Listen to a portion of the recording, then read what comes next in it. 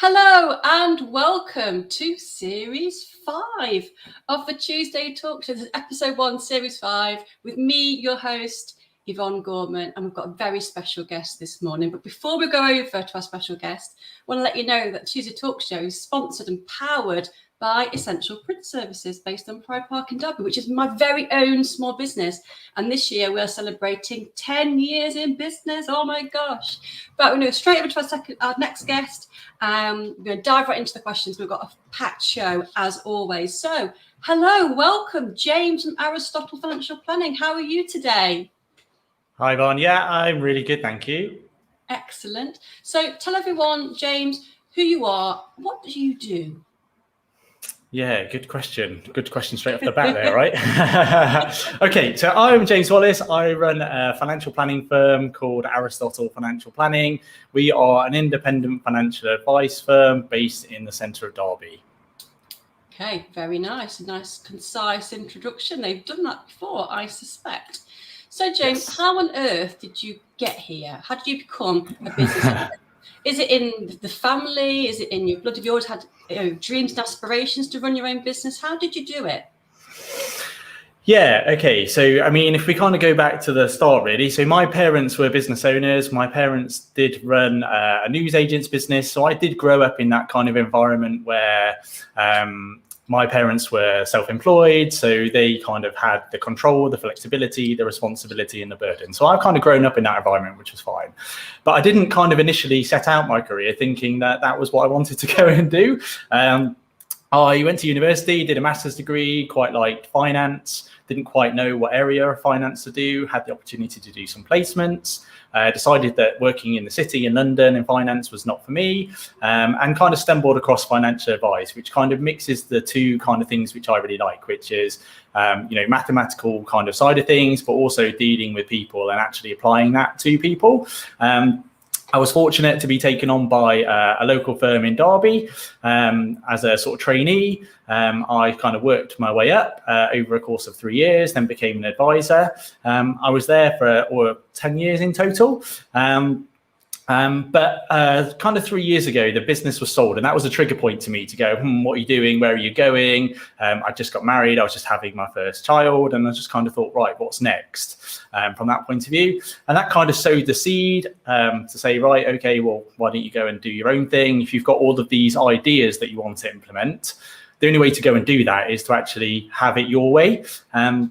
So that's exactly what I did last May. So, some kind of people say I'm a bit crazy to kind of launch in the middle of a pandemic, but we're still here and we're still doing okay. So, yeah. I was going to ask you when you started the business, but to start it last May, as we go live, we're in August 2021. So, yeah, that gives you some scale of how fledgling and young the business is. So, what have you learned about yourself over the past 12 months? Yeah, a lot. So actually, when I started the business, it wasn't just enough for me to kind of start the business and that be the one thing. So when I started the business, my wife was also pregnant with our second child. So shortly after kind of launching the business, we had our second child. In September, so the business was 4 months old, and then we had another baby arrive. And as at the date of launching the business, my parents were also living with me because they were kind of in between moving houses and kind of got caught up in that chain of kind of people kind of stuck in the chain. So yeah, it was an absolute madhouse during that time, but definitely kind of a good experience. I think the biggest thing that I've probably learned really is about resilience. And actually you're just a lot more resilient and you can do a lot more things than you actually thought that you ever could. And that's kind of, I always have this attitude of like glass half full and what's the worst that can happen? And, if kind of something doesn't go right, then like, that's okay, but let's kind of move on to the next thing or let's make it right and let's try and make it better. So yeah, I think resilience and, just being not afraid to go and give things a go. That sounds hectic. I'm tired just thinking of that scenario, what you've been through. Would you agree that small business owners and startups just need endless amounts of resourcefulness as well when starting a business? It sounds like you've really dug deep in resilience and resourcefulness over the past 12 months, that's for sure. Yeah, I think it's not to be underestimated how kind of hard it is to run a business. It is hard and, it has its challenges, but it also has its rewards, the control, the flexibility, the ability to kind of make the decisions and do that. But it doesn't come without its challenges in terms of, is this really the right thing? What am I doing here? Would this just be easier to go and take an employed role sometimes? Sometimes there is that kind of thing that comes across my mind, but then, that's very rare. So yeah. Yeah, tricky stuff. So apart from starting the business during the pandemic, what has been your COVID keeper? What else have you changed about the way you've run a business or about yourself that you're going to keep doing? Yeah, so there's probably two things, Vaughn. So I'd say the first thing is I've actually gone back to kind of reading every day. So I start my day with kind of just 20 minutes. I read a chapter of a book and I kind of keep on top of that every day. And I just find that's a really good way for me to kind of start the working day, because otherwise you just never fit that in, do you? There's always things going on. What does that do for you, James? That habit you've formed there. How does that start your day in the right way? Yeah, I think it just kind of allows me to kind of focus in and go, right, okay, we're in work time now, and we're kind of going away from personal time from that point of view. So I think that really is helpful. I mean, I'm a keen continuous learner anyway, so that just kind of helps me to kind of scratch that itch, so to speak, in terms of actually being able to do that every day. And the second thing is kind of actually that I got from a friend, was actually just to kind of fill in, answer 3 questions on a whiteboard every day. And it just helps me, again, just keep a bit of focus and a bit of clarity. So I just ask myself kind of 3 things from that point of view. So I ask myself, what went well yesterday? So kind of, the importance of, being positive and having some gratitude. What's on my mind? So like, what is kind of playing on my mind? What's keeping me up? What am I kind of thinking about? But getting it down onto a whiteboard allows you to go and do something about it. And then the final thing is just, what are my 3 key tasks for the day? So, realistically, we all got loads of jobs to do, but there's always 3 which are kind of more important than the others. So having those 3 kind of on my board, they're the 3 which I have to kind of make sure that I try and get done first, rather than kind of doing all the other things, because sometimes those things are not necessarily the most exciting, but they're probably the most important. So, yeah. Yes, I think we all can resonate with that one. And for me, if I did that, that would be a really good way of making me accountable for myself every day. Because as business owners, I mean, I'm a very disciplined person, but I can imagine some business owners aren't that disciplined. And to start the day right like that would be a really fantastic top tip, actually. I might start doing that. And can I ask you, James, what book you're currently reading? You can. I'm reading a book called Factfulness at the moment. I've just started it, actually, and it was actually a recommendation from someone I had on my podcast called Brom Simpson. So Brom, who runs the Mitre Group, and he kind of recommended it to me, and I've just started it. But essentially, the premise of it is about we've never had it so good, and actually kind of going through some of those facts about why we've never had it so good as kind of a population. So I'm only sort of 2 chapters in so far, but yeah, so far so good at the moment. Excellent. I shall look up that one. Maybe add another one to my bookshelf. Yeah, exactly. Yeah. So you touched on earlier, James, about what the hard thing about running the business. What is the hardest thing about running your own company? I mean, for you, I can imagine it's that really, I don't know, it won't be. It's that uncertainty of now working for yourself, and you have to go and find that business. I know that what definitely was for me when I first started 10 years ago.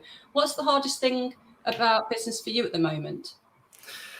Yeah, I think there's that kind of building the brand, which is kind of, quite difficult, and you try things and some things work and some things don't resonate so well. And yeah, so that's the kind of thing. Actually, for me, I mean, I was fairly fortunate when I started the business. I had some existing clients who kind of came across with me. So I had a kind of decent base of clients to work with already. So that was great. It's actually kind of time management is kind of really what I find quite tricky. And also, despite having that kind of board of the 3 tasks, it's kind of getting carried away with different ideas. You've got loads of ideas, you want to implement them, you want to try them. But you kind of need to actually, focus on what you're actually doing and deliver the best service that you can whilst trying to do these kind of improvements or innovations. So that's kind of the tricky thing that I find is kind of, the time management side of things, but also, actually, how many ideas can you actually implement practically and move things forward? And prioritising those ideas is very similar to me, James, in that respect, where I have tons of things I want to do and try. It's just selecting the ones that you think is going to work well. And I'm very guilty of selecting the sort of the quick wins rather than looking at something that may have taken me a bit longer, but might get me a bigger reward. So yeah, I need to really focus on sort of maybe things that take a little bit more time, but the rewards should be bigger. And you mentioned about getting the brand out there. I mean, from where I'm sitting on a day-to-day basis, you're doing a fantastic job at that. You're on my news feed most of the time anyway, which is great. So what things have you tried and that has worked well, and maybe things that haven't worked so well? How have you measured that? Yeah, I think it's hard to kind of measure specific engagement on one individual post. So, I think the big thing that I've learned about kind of getting the brand out there is about consistency. So yeah, it's great that you're kind of seeing stuff every day, and I hope that you're not getting fed up of what I'm putting out and it's actually interesting. It's very genuine. I think that's why I enjoy it. It's very genuine posts. So yeah, keep that up. I like that. Yeah, no, good. Because it's just kind of giving people my thoughts, and ultimately we just want to help people. That's really what we're kind of here to do, and help people live like the best lives that they want to live, and sort of just enable that through their finances, which is great. But yeah, so I have lots of ideas, like, and you always get them in the strange places, don't you? I get them when I'm walking the dog, or you're in the shower or whatever. So I just have to write these things down.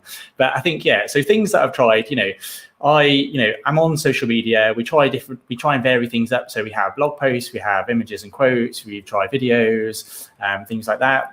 And I think just gradually over time, the consistency of those things, all those things have engagement, which is good. Some things resonate more than others. And actually what I found is that kind of the things about the person and the lifestyle resonate much more than the kind of mathematical financial side of things. And that's fantastic, because that's perfect in terms of kind of the ethos of us as a business. We do absolutely passionately care about the financial side and the money side of it, but we equally care just as much about people and their lives. So yeah, I think it's just gradually over time that's done that. The things that I found that haven't worked are just things which are kind of a little bit kind of colder. So we put things in the like Chamber of Commerce magazine and things like that, and we just haven't really had much in the way of engagement from that. But then equally, I'm quite aware that to come and see us, it's the people need to develop an element of trust, and that comes out of consistency and maybe seeing you in 3 or 4 or 5 different places. And so it's just giving as much value as we can for free. When people actually need us, then they know that we'll be here and that we're going to do a good job. I think the work that you've done on social media in particular is really good. It means that when I see you at a networking event, I've already got some common ground to come up to you and talk about, which is really, really, really nice. So yeah, keep it up. So we're going to just delve a little bit deeper now, James, if that's okay. We mentioned before you went on air that you are a bit of an open book, so I know you'll answer this one honestly. When was the last time that you were really at the end of your tether and you thought, have you ever thought since you started the business, I think you mentioned it earlier, why have I done this? What triggered it?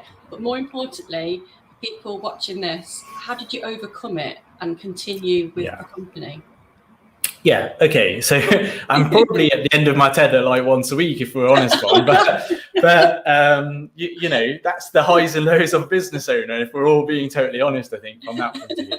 I think specifically, more recently, it's been about kind of actually, again, going back to that managing the workload, being really quite stressed about, so I have quite kind of strict values and of how I want to run the business, and that's fine. But one of my kind of core values is about family. So making sure that I'm at home on time to kind of spend dinner with my wife and children, and then put them to bed. And then if I need to do some work afterwards, that's fine, etc. But it's kind of fairly recently, we've got to the point where that was kind of going to have to be stretched.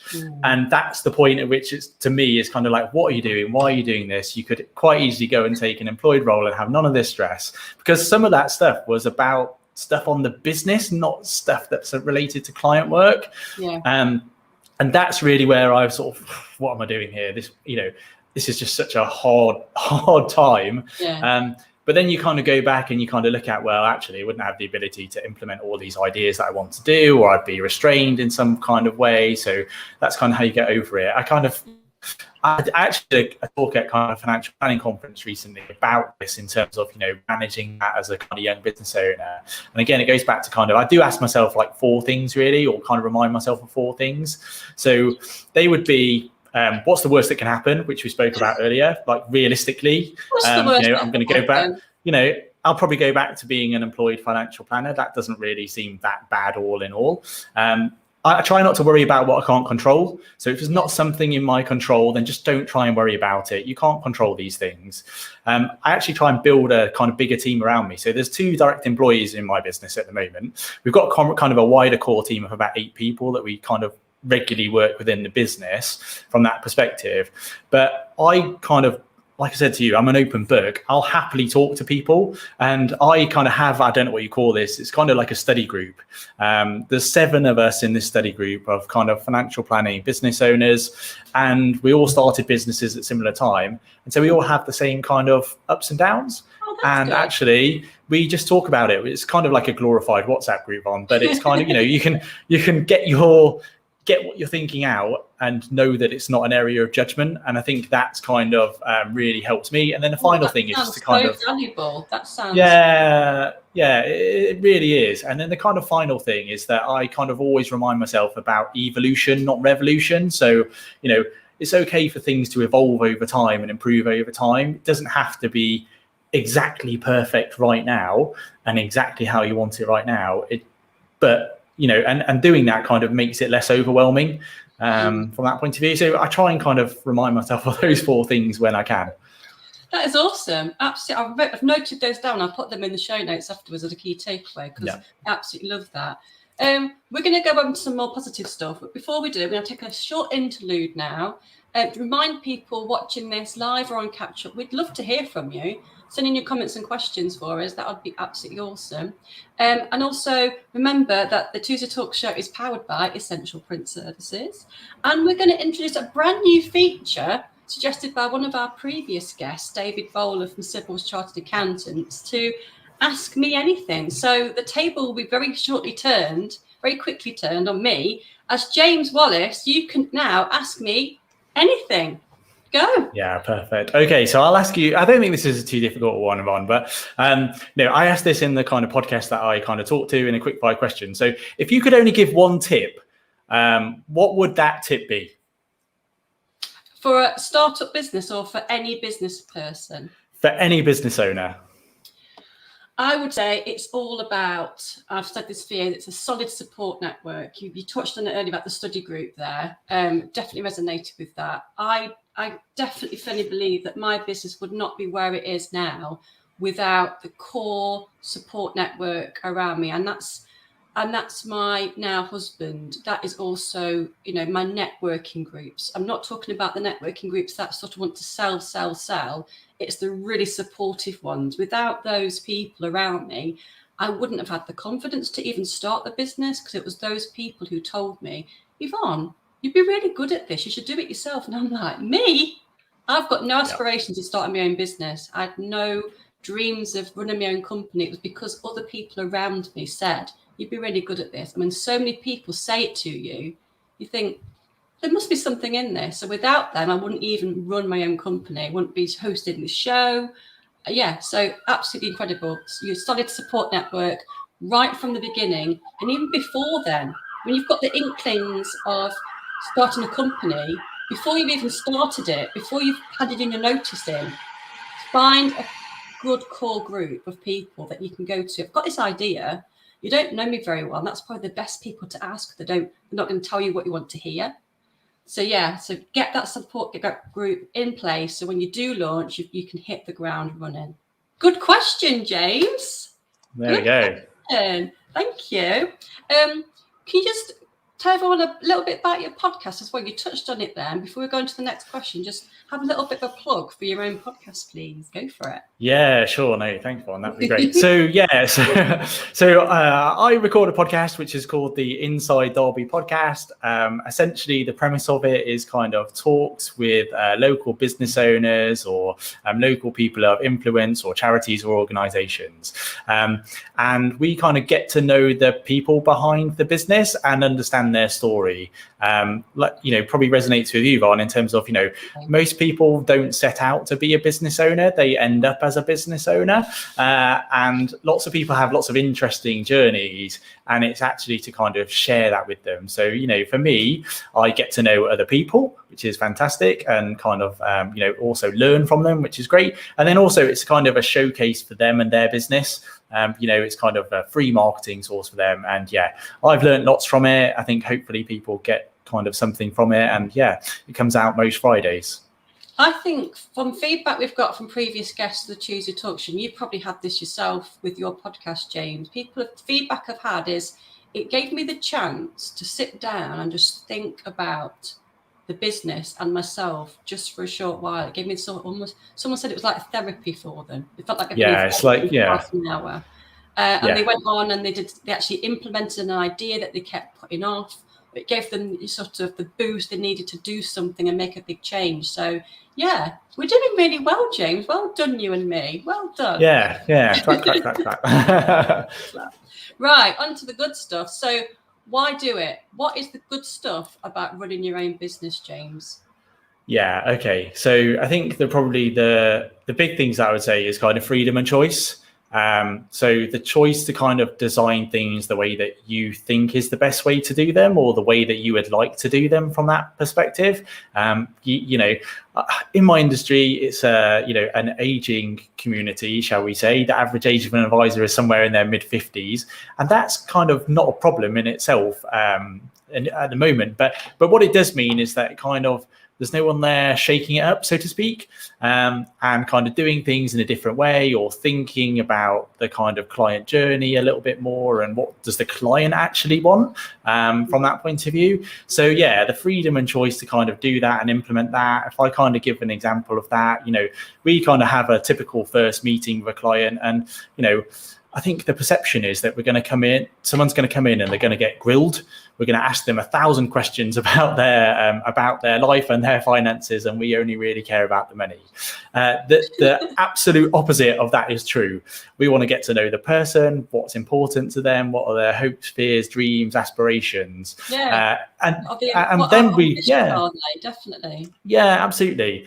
But, and so to try and break things down, I just kind of had the idea, well, okay, it's probably not enough just to say, okay, it's going to be a coffee and cake chat, and you're going to come in and have a coffee and a piece of cake, and we're going to have a chat. Let's also think of, right, okay, here's all the things that we need to talk about. Let's kind of make it a jigsaw puzzle. And then you can pick out the bits that you want to talk about in the order that you want to talk about them, which is absolutely fine. But at the end of it, then we've got exactly the same outcome as what we needed to, but it's a lot less formal. It's a lot less formal. It's a lot more engaging from that point of view, and it can be a bit more fun. And would you say, James, during those initial meetings, not everyone has the answers that you ask them, because they haven't thought about that aspect of life before, so they might have to go away. And so not to have the answers there and then is okay, isn't it? That's absolutely fine. Yeah, it's absolutely fine. And that's kind of part of the initial journey, really, is to hopefully help people kind of discover what is really important to them. And then to be able to kind of produce a financial plan that kind of actually matches up with those values and goals. That's really important. So, You mentioned freedom, and it's something that comes up a lot on the Tuesday Talk Show. Now, I remember in the early days, I didn't have much freedom, because I was busy doing the stuff all day. It was just me doing everything. So I was working ridiculous hours. That's not freedom. But I did have the choice to stop what I was doing and do something else, to the point where, but if I took any time off whatsoever in the early days, I felt really guilty about it. And I actually sought some help with some counselling to help me get over that and say, Yvonne, it's okay to take a break. And I'm so much better than that now. But it's a funny one, isn't it? Freedom. It's freedom if you allow yourself the freedom to do it. Yeah, definitely. I mean, freedom to me means kind of two things. So freedom to kind of work in the way that I want to work. So if I am I like to get up early in the morning. If I like to do a bit of work early in the morning and then not have to kind of be constrained to that 9 to 5, that's fine. That's kind of what it means to me. But also freedom to actually pick who you want to work with. It's a two-way street. With us, we're building long-lasting relationships, and that's no good if you don't really like the person and they don't really like you. And so the freedom to do that, whereas previously you don't have that freedom or that choice to do that. So that's what kind of freedom means to me, really. Yeah, when you're employed, it's much more difficult to say no. But if you're brave enough to say no when you're working for yourself, then it can just, and also you feel a lot more that you're doing your best and adding more value when you've got the right person on board. They get so much more out of you. So yeah, it is really difficult, but very difficult to do in the early days when you're just scrabbling around for where's the next invoice going to be raised, when's the next money going to come in. So yeah, it's a tricky one. You mentioned books and that you read for 20 minutes in the morning, or a chapter in the morning. Yeah, typically around a chapter. So it's about 20 minutes or so. So thinking about your bookcase, if you've got one, I'm sure you have, which book on that bookcase has influenced you the most, and why? Yeah, I think it's probably, without kind of not answering the question, I kind of I will answer the question, but I'll answer it in a different way if that's okay. In terms of, there's a book which I think from a work perspective, from a financial planning perspective, has been really influential, which is a book which is called the Financial Wellbeing Book. It's written by a guy called Chris Budd, and it's really goes back to that kind of application of your money should be there to help you with your well-being, not just to help you with your finances, and to use it in a way that's productive. So that book, I would say, is a fantastic little read, and it's it's only about 120 pages or so you can really get through that really quickly. I think some of the proceeds of that also go to a local cancer charity. Chris is based in Bristol, so I think you're kind of supporting a charity there, which is great. So I would say that book, from the kind of application of work kind of perspective. I think from a personal side of things, there's actually a book which is called Make Time. And it's by a guy called Johnny Knapp, and it's actually so Johnny Knapp used to work at Google, and obviously the job at Google is to keep you on your computer and to keep you at your emails, essentially. So he actually wrote a book which is about the opposite of doing that. So it's about ways in which you can actually kind of focus and methods to actually control that. So about things like turning off apps on your phone, making focus time, those kinds of things. So I probably read that about once every 6 months, actually, just to kind of refresh and give me that. So I would say that book is really useful, particularly in kind of the modern era where we're kind of drowned by technology, and there's the temptation to go on all evening or all day. I'm not the best at it, but I try, and that book certainly helps me to do so. Awesome. I'm definitely one of those people that does not have their work emails on my mobile phone, and I've never had it on my mobile phone. Maybe once or twice when I'm on holiday, if I know I'm going to be away from the office for the afternoon, but it's not on my phone, and I can still run a business by doing that. It's absolutely fine, people. It is possible. Yeah, totally. We again, like always in Tuesday Talk Show, James, we've actually flying through time, so we'll try and fit in a couple more questions before we go. For many people watching this, they'll already have a business, maybe a new business. But people who are watching it and they're thinking about starting their own business, what advice would you give someone starting out, and how would they know that they're ready to do it? Yeah, I think so someone said this to me actually when I was thinking about doing this, and they kind of said to me, if you're thinking about doing it, you probably should already have done it. And that's probably the kind of way that I actually think about it, because I kind of pondered on it for probably a year, and now I kind of look back and gone, would it probably been an easier first year, not during a pandemic, if I kind of got my socks on a little bit from that point of view. So I think if you're thinking about it, you probably should already be doing it from that perspective. What would I say in terms of some tips? I think, again, going back to that, building that team around you, and people can give you honest feedback from that point of view. Don't kind of get people who are going to tell you what you want to hear. Get people to kind of say, that's okay, but that's not so good. That's totally it. And I think the other thing I would say is about kind of, going back to the financial side, is about actually being financially secure in when you actually go into it. So have money in the bank, have a buffer fund, be very controlling of costs. understand what that is, and don't be afraid to kind of get yourself out there. So those are probably the three things: build a team, make sure you're in control of your finances, and then just get yourself out there. Awesome. Great. I'm scribbling notes. I've got loads of notes writing down on here. It's absolutely awesome. What will your business look like when it's done? It's a good question. The answer is I don't know. The way that I kind of think about it is this: to me, this is like a 25 year project, and I kind of hope that I'll get to the point where I'm that 55-year-old business owner, financial planner that has ran out of ideas. And at that point, I would hope that somebody is already in the business and can be open and honest enough with me to tell me to get out of the way. And that's kind of really what that's really what I would actually hope at some point. I just want to build a really great financial planning firm, make a really good contribution to the local community, and really help change the lives of clients for the better. And I think that that's a continuous journey for me. So I'm not sure that I know exactly where that will end. Bit of a personal question. Do you see any of your children working for the business? Is that one of your I mean, I'm really passionate about the work that I do, and I wouldn't be against it if my children wanted to do that. However, I have a 3, nearly 4-year-old who is obsessed with Barbies and dancing, so I'm not sure that's quite for her. I don't think much of why, so that's absolutely fine. Yeah, possibly. I mean, she does come in the office and she likes to boss people around, so maybe she could be like the office manager or something. That would work. Yeah. And then 11-month-old is very, very relaxed. She's almost too relaxed, I think, sometimes. And, so I'm not sure it's for her, but, I'd be happy to support them if that's what you wanted to do, because I think it's an absolutely fantastic job and a fantastic profession to get into. Oh, we've got plenty of time, though, to get trained up. That's great. A person that we both support is with us live this morning. We've got Maria Hanson, MBE. Good morning. Hello, Maria, from Me and Dean Charity. I know that we were both at the Me and Dean Charity Networking Club the other night. And I thoroughly enjoyed myself anyway. It's really good.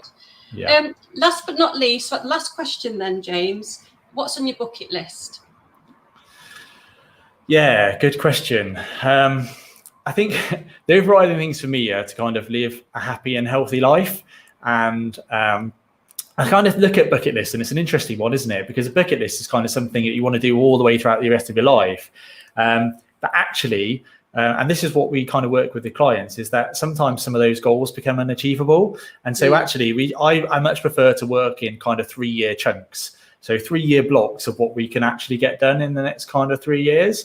From that point of view. So from a work perspective, it's kind of, try and build the business and do that. I think from a personal perspective, it would be fantastic to get back traveling again, wouldn't it? To be able to go and do those things. I mean, we're lucky that our kind of favorite place in the world is Cornwall. So we are going down to Cornwall again in a couple of weeks for 2 weeks. So, that's fantastic for us. I would love to buy a property down there and spend my kind of school holidays down there. That's kind of the big hope and aspiration or thing on my bucket list over the next kind of 3 years.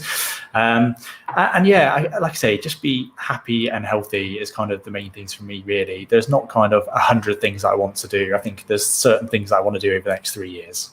Absolutely. Sounds fantastic to me, to be honest. Cornwall is also an amazing place. Totally agree with you.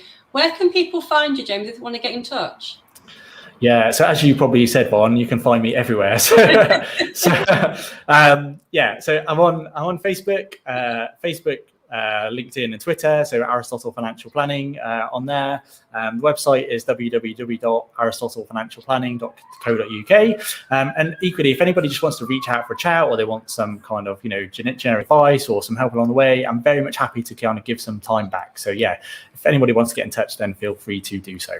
Wonderful. Thank you so much, James, for being our first episode of Series 5 of the Tuesday Talk Show. It's been absolutely fantastic. We've got another comment coming from Maria about Cornwall. Also, another dream for a little cottage overlooking the sea. Absolutely. We should all chip in together and get somewhere. Yeah. It'd be absolutely awesome.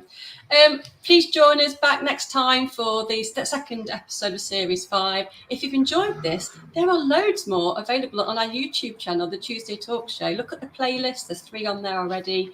And take a look. So over to you, James Wallis, for our very final thought. Over to you.